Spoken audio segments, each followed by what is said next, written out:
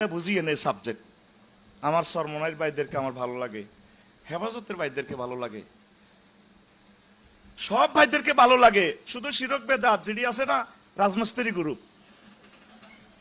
শুধু ওই শিরক বেদাত যারা মাজার বানায়া কোটি কোটি উম্মতকে জাহান্নামের দিকে নিয়ে যায়, শুধু তাদের সাথে আমাদের একমত নাই। আর পৃথিবীর সকল উলামায়ে কেরামের সাথে আমরা একমত। তারা নেককার, তারা জান্নাতের যাত্রী। কথা ঠিক কিনা? একতলাপ করবেন না, মিলেমিশে থাকেন। কেউ কইতেছেন আপনারা মাদানী জিন্দিগিতে আছেন, আমি হাসি। আমনে সুলাইমান আলাইহিস সালামের ফলা তো বেশি দামি ফলা ন, ফিলিস্তিনের এই ফলা গুণ 2 লাখ, নবী রাসূলের ফলা কয় লাখ? রফিকুল্লাহর দেহে আনামিয়ার রক্ত, ফিলিস্তিনের শিশুদের দেহে সাইয়েদনা দাউদ আলাইহিস সালামের রক্ত, সুলাইমান আলাইহিস সালামের রক্ত, ঈসা রুহুল্লাহর রক্ত, মুসা কালিমুল্লাহর রক্ত। যে মুসার শানে আল্লাহ বলছে ওয়াস্তানাতু গালি নাফসি, মুসা তোমারে আমি আমার আই লাভ ইউর জন্য বানাইছি। সুবহানাল্লাহ বলেন। সেই ফিলিস্তিনকে 90 বছর মারতেছে, আপনারা মনে করেন 16 বছর পর চট করে দিয়ে বলছে কথাটা। সে এমনি বলেন, আল্লাহর পক্ষ থেকে বলছে। বাচ্চা, সুন্দর ফুটফুটে বাচ্চা প্রসব হওয়ার পর সবাই খুশি, মিষ্টি বিতরণ করে। ফুল না পড়া পর্যন্ত কেউ অপেক্ষা করে না, মিষ্টিকার। আর ফুল না পড়লে শেষ, বিপ্লবের পর প্রতি বিপ্লব হয়। আভ্যন্তরীণ অনেকগুলো কথা আছে, বলার স্কোপ নাই, কারণ মিডিয়ার সামনে সবগুলো জ্ঞান দেওয়া যায় না। সবচেয়ে আল্লাহ রসুলের সহজ সাহাবী আবু হুরায়রা রাদিয়াল্লাহু তাআলা আনহু, তিনি বলেন আল্লাহ রসুল আমারে 2 বস্তা ইলম দিছে। কয় বস্তা? কয় 1 বস্তা আমি প্রচার করছি। একবারে হুজুরের ক্লাসে সবচেয়ে সোজা, সোজা যে সোজা, কেলা গাছে বগুলি হয় সেটাও জানে না। ওনারে 2 বস্তা ইলম দিছে। কয় 1 বস্তা ইলম আমি তোমাদেরকে প্রচার করছি, আরেক বস্তা ইলম যদি বলি তাহলে আমার কল্লা থাকবে না। রাষ্ট্রযন্ত্রের কি ভয়াবহ অবস্থা! উলামায়ে কেরাম আল্লাহর জিকির যেটা মামুন ভাই শিখেছে, ফাস্তাজাবনা লাহু ওয়া নাজাইনাহু মিনাল গাম্মে ওয়া কাযালিকা। থামবো কোথায় আমরা? থামার সময়টা কই? আমাদের দূরে জান্নাত দেখা যাচ্ছে, সেখানের জন্য আমরা আমাদের জাতিকে জান্নাতে নেওয়ার জন্য অবিরাম অবিরাম একামতে দিনের কাজ করতে হবে আমাদের। কথা ঠিক কিনা? থামার সুযোগটা কোথায়? প্রিয় বন্ধুরা, একটা হাদিস বলছি, আনাস রাদিয়াল্লাহু তাআলা আনহু বলছেন, কাতাইতু নবী সাল্লাল্লাহু আলাইহি সাল্লাম ও মাই ওয়াসিফুন বারবারিয়ুন। আমি আল্লাহ রাসূলের দরবারে একদিন মাহফিলে আসলাম, টাউন হলে। আমার সাথে একটা আনসিভিলাইজড একটা ছোট্ট সোনামণি ছিল, যুবক এরকম আর কি। ফাকালা রাসূলুল্লাহ সাল্লাল্লাহু আলাইহি সাল্লাম ইন্না কওমা হাযা আতাহুম নাবিয়্যুন ক্বাবলি। এই ফলা তো সেই দলের ফলা, ওই সেই বিল্ডিং এর, বুঝছেন নি? এই ফলা তো সেই বিল্ডিং এর ফলা। কয় তাগো কাছে আমার আগে নবী আইছিল, ফাযাবাহুহু, তারা নবীটারে জবাই করিয়ে এলেছে। ওয়া কাতালুহু ওয়া তাবাকুহু, তারার নবীরে রাঁধি এলেছে। কি করছে? ডাইরেক্ট নবীরে জবাই করে গোশত টস্ত রাঁধি, ফাকালু লাহমাহু, তার গোশত খেয়ে ফেলছে। জোল রয়েছে না? জোল আছে না? ফয়জি ভাই আমার একটু জল দিছে দে গোশতের। ওয়া শারিবু মারাকাহু, তারা তার গোশতের ঝোল সহ খেয়ে ফেলছে। আগের নবী রাসূলগুলারে যে নির্যাতনটা করছে, সেই নির্যাতনের তুলনায় তো আমরা জান্নাতের মতো আছি। তাহলে আমরা যদি আমাদের উম্মতগুলোকে জান্নাতের দিকে না যাই, যদি তাদেরকে সঠিক তাওহীদ এবং রিসালাতের যদি আমরা জিনিসগুলো মেসেজগুলো না পৌঁছায়, মুনিবের দরবারে আমরা কি দিব? আমরা তো যেটা মামুন ভাই বলছে, আমরা তো মনে করি আমরা মুসলমানের ইমাম, তাওহীদের ইমাম। আসলে আমরা সকলের ইমাম। সেই টেকনিকটা সামনে রেখেই এই প্রত্যেক নবী রাসূল খাদ্য উৎপাদন করছে, আর আমরা তো জুমার পরে খাইতে আছি, খাদ্য উৎপাদনের ব্যবস্থা করি না। প্রায় অনেক হাদিসে আগে কিন্তু রিজিকের কথা আছে। কোরআনে কারিমের সূরা বাকারার দিকে তাকায় দেখেন, রব্বুল আলামিন এখানেও রিজিকের কথা আছে।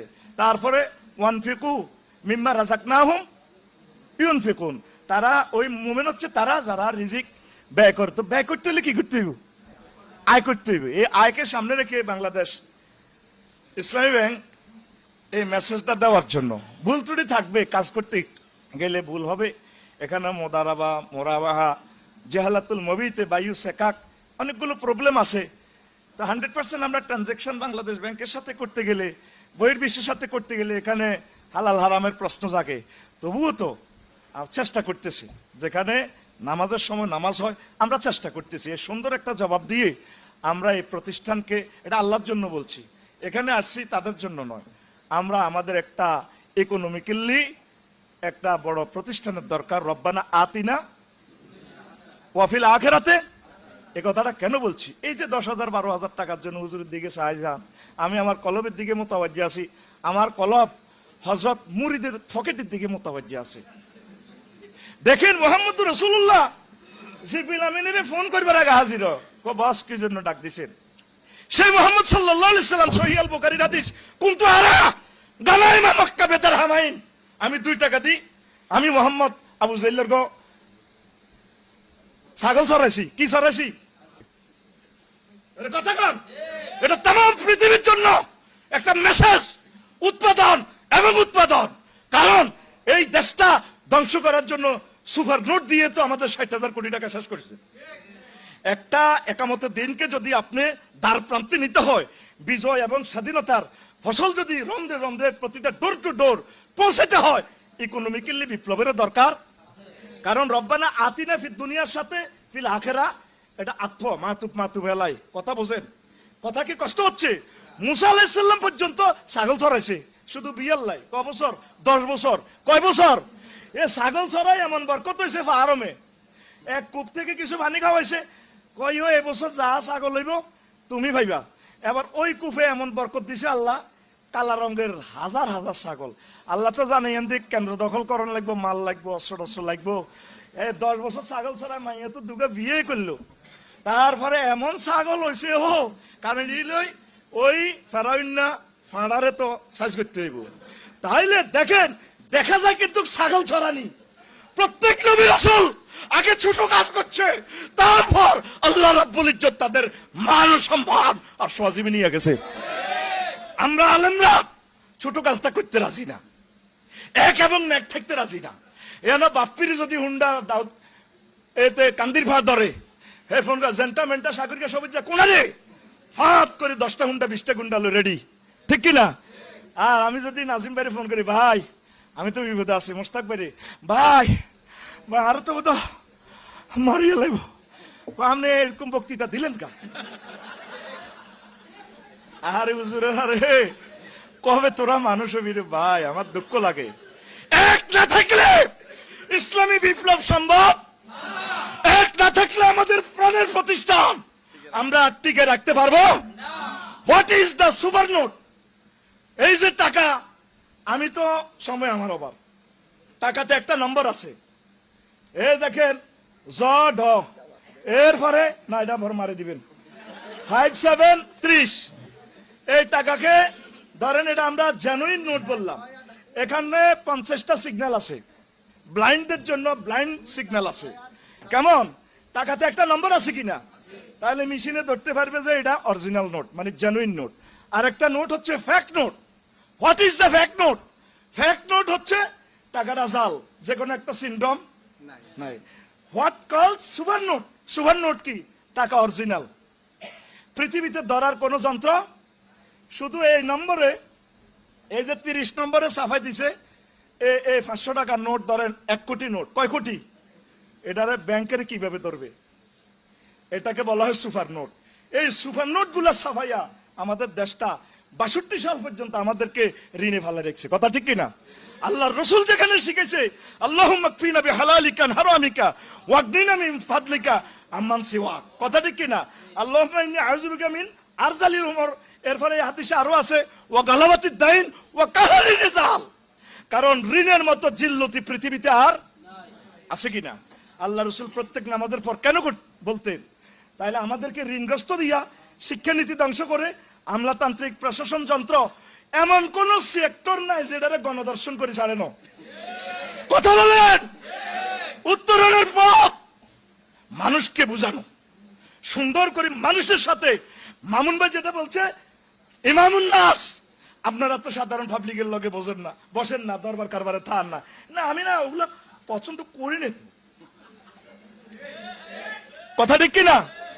আপনি তাদের সাথে মিশবেন, আপনি তাদের সাথে মিশবেন, মিশার পলিসিটাও আল্লাহ বলছে মোহাম্মদ সাল্লাম ছাগল ছড়াইবার জন্য আসে নাই, টার্গেট হলো ওদের সাথে মিশে যাও, ওদের সাথে মিশে যাও, দাওয়াতি কাজ করতে সুবিধা হবে। কথা ঠিক কিনা? এরপরে মুসা আলাইহিস সালামকে আল্লাহ জাল্লাহ শানুর টেকনিক শিখাচ্ছে, মুসা তুমি আমার লগে না গরম হয়ে যাও, ইযহাবা ইন্নাহু তাগা ফাকুলা লাহু কাওলান লাইয়িনা। তুমি আর তোমার ভাই তুমি তো গরম হয়ে যাও, মোবাইল টোবাইল তুই ভাঙি গেলাও, তবে তুমি যাইতেছ কেডারের কাছে, ইযহাবা ইলা ফিরাউন, হেতের কাছে যে দাও রে, ইন্নাহু তাগা আই ইন্নাহু কেডার, ইন্নাহু হেতে আর কি, কথা বুঝছনি? তাইলে ফাকুলা লাহু কাওলান লাইয়িনান, তোমরা দোনোজন তার কাছে খুব মজার মজার সুন্দর করে করে কথা কইবা, ফালা আল্লাহু ইয়াতাযাক্কারু ওয়া ইয়াখশা, আশা করা যায় হাতে দাওয়াত কবুল করব, না করলেও তুমি বাঁচি যাবে কই। তো আল্লাহ আপনাদেরকে যে মিম্বর দিছে, এই মিম্বরে গণমানুষের সাথে মিশে তাদেরকে দাওয়াত দেন।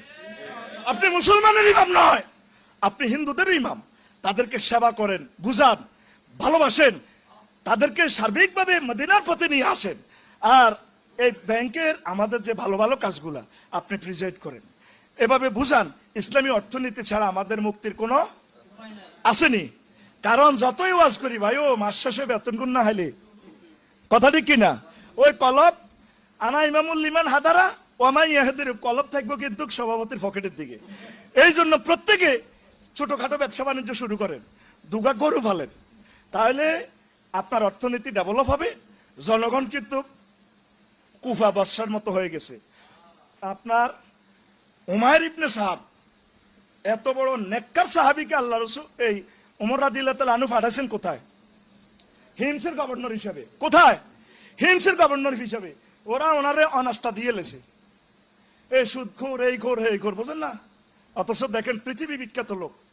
এবার উনি কল করছে তারে নিয়ে আসো, উনি আসছে, এতটুকু পর্যন্ত খালানো। কারণ ওমর রাদিয়াল্লাহু তাআলা আনহু মানুষ চেনে, উনি মানুষ চিনার সফটওয়্যার। সুবহানাল্লাহ কর, আল্লাহর এক বান্দা মানুষ চেনে, এমন লোককে বেশি বানাইছে যার পিছে নামাজের ইমামতি, নামাজ পড়া যায়, ঠিক কিনা? আল্লাহর আরেক বান্দা যে বলছেন এমন বেশি হওয়া দরকার যার পেছনে ছাত্র জনতা নামাজ পড়বে। তার ভবিষ্যৎবাণী কবুল হয়েছে কিনা?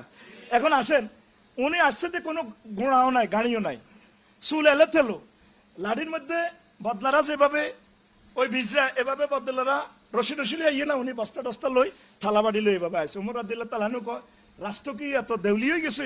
উঠ কই, ঘোড়া কই? সাহার নাই। তোমার বিরুদ্ধে 3টা অভিযোগ, তুমি জনগণের সাথে দেখা করো না কেন? ফিয়েসরাও ঘটনাটা কি? আমিরুল মুমিনিন, দিন রেখে দিছি আমি মানুষের সেবার জন্য, রাত্র আমি ইবাদত বন্দিগি করি, এই জন্য দেখা হয় না। তাহলে তুমি ট্যাক্স কেন মদিনা তৈয়বার কেন্দ্রীয় ব্যাংকে ফাড়াও না? কি করছো টাকা? তুমি এত দেউলিয়া ফানা বাপ ধরছো? হ্যাঁ, জনগণের ট্যাক্স উঠাইয়া তাদের কল্যাণে ব্যয় করে দিছি। দেখেন, আশুরায়ে মুবাশশারার একজন বিশ্ববিখ্যাত উমাইর ইবনে সাদকে দিলেন, আর জনগণ কি হয়ে গেছে? ওনার বিরুদ্ধে লিগেছেন। ঠিক তামাম পৃথিবীর